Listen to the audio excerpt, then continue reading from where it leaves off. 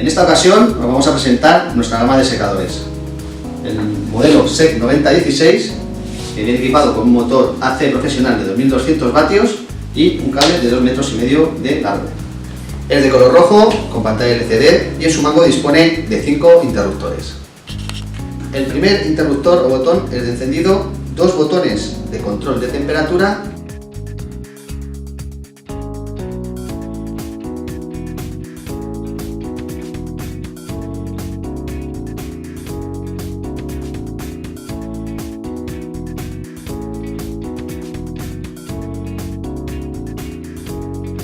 y otros botones de expulsión de aire.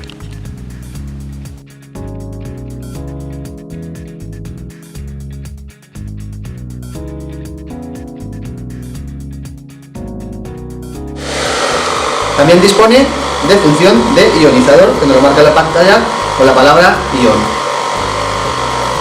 Tiene botón de golpe de aire frío, que nos lo marcaría en la pantalla con color azul. Lo pueden comprar en www.tiendafresaes.com o en su tienda más cercana.